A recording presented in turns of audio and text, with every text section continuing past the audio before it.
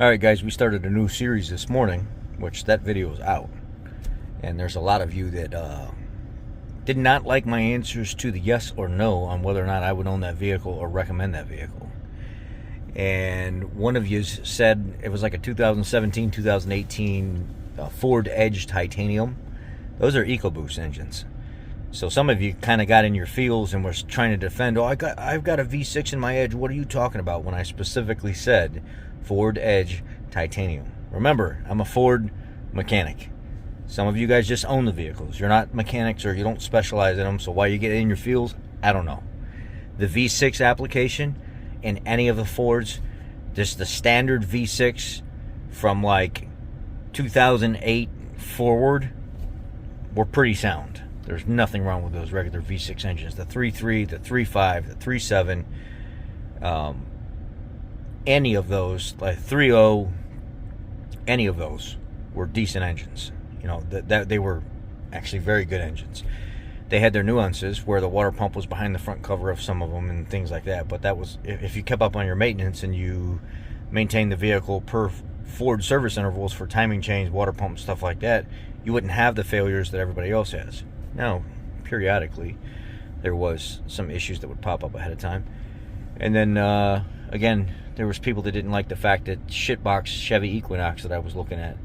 And I was like, no, I wouldn't recommend that either. Why? I'm telling you why now. Timing chain issues, oil supply issues, transmission shifting issues, things like that. So I've got a 1, 2, 3, 4, 5, 6, 7, 8, 9, 10, 11, 12, 13, 14, 15, 16, 17, 18, 19, 20, 21, 22, 23, 24, 25, 26 vehicles just in the row in front of me. And then there's another row in front of them, another row in front of them, and a row behind me, and in the same row as me. We're not doing all that. We're going to start down at the right. Hyundai Palisade? No, absolutely not. Sporty looking? Would not touch it. Chevy Tahoe? Absolutely. It's the same body style as the one I'm driving right now. They're extremely reliable. Looks somewhere like a 09, 2010. They rust out real easy, so as long as you did rust preventative and you change the oil by every 4 or 5,000 miles, you didn't really have AFM issues. They do consume a little bit of oil, but overall, very reliable, very good transmission. The other one is some kind of Kia minivan looking thing. Nope, pass, garbage. Volkswagen Atlas, a newer one, like a 2021. If it's the V6, yes, with discretion. If it's the V6, some of them had head gasket problems, but most of them were pretty sound. And as long as the transmission's serviced every 30, 40,000 miles, should be no issue. The next one is a newer BMW X5. I'd say probably within the last 3 or 4 years. Big pass. No, I would not. Definitely would not. The next one is a Tesla. Hell no, I would never own that. Kia Telluride? No, absolutely not. Another trash vehicle just like that Hyundai Palisade. They look sporty, they ride good, trash. Audi Q3. I would probably say, depending on the engine that's in it, yes. But for the most part, no. I don't like the GDI crap, the turbo crap, all the issues that they have with performance. I do like the Audi look, though.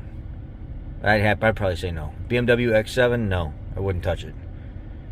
Honda Pilot, all-wheel drive, the new Elite body, or the new Elite edition, I would say yes. Very nice. They ride good. They got plenty of power. This one looks like a 2020, 2021 Ford Expedition XLT Max. Past 2020, the Expedition 3.5 EcoBoost didn't seem to be that bad of a vehicle, other than the transmission shifting issues. If you had the CDF drum updated, then your transmission shifting issues would go away. So I will say for the Expedition, for the most part, no. Toyota RAV4, yes, it's a newer one. Looks like a 21, 22 model. Ford Escape looks like 2010 to 2012, somewhere in there. And yes, if you kept them undercoated with like an oil coating, the subframes wouldn't rust out of them, and they were great vehicles. They'd run forever. So I want to say yes, if they're taken care of. That's the same Subaru from this morning. Hell no, I wouldn't own that thing. I wouldn't recommend that to anybody. Another BMW X6. Pass. Toyota Camry, a newer one, within the last, I want to say, 3 or 4 years. Yes. Jeep Grand Cherokee. No. Hard pass. I don't like the 3.6 engine. I don't like the 5.7 engine. I don't like the oiling issues. The fact that you can't idle them for long periods of time because of lifter issues and stuff like that. And then they have tons of electronic problems. If this is some kind of Buick shitbox little small SUV, no. And then there's a Jeep Wagoneer. They look cool. They look nice. Hard pass. And then a Ford Escape EcoBoost. Looks like a 2015, 2016 model. Maybe 2017? No. They had coolant intrusions with the engines. And just overall, not a bad vehicle, but because of the engine issue, big pass. And then there's, looks like some kind of newer Toyota Sienna or something down there. Looks nice, really nice. And they ride extremely well. Yes, I would say absolutely. The Infinity, the big giant Infinity SUV, no, pass. Another Jeep Grand Cherokee, pass. Looks like some kind of Chevy Traverse or something, no, pass. Another Hyundai Palisade, pass. Looks like a Cadillac Escalade, and it's one of the older ones. It's not one of the newer ones. It's probably like a 11 or 12 model. I want to say yes. I would buy that. At the end is a Ford Focus with a DPS-6 transmission with the constant shudder and stuttering back and forth in traffic. It feels like the car's going to die out on you. Big pass. That concludes this video of sitting in the parking lot rating the cars that are in front of me and which ones I would buy or wouldn't buy or recommend or not recommend. Y'all be blessed.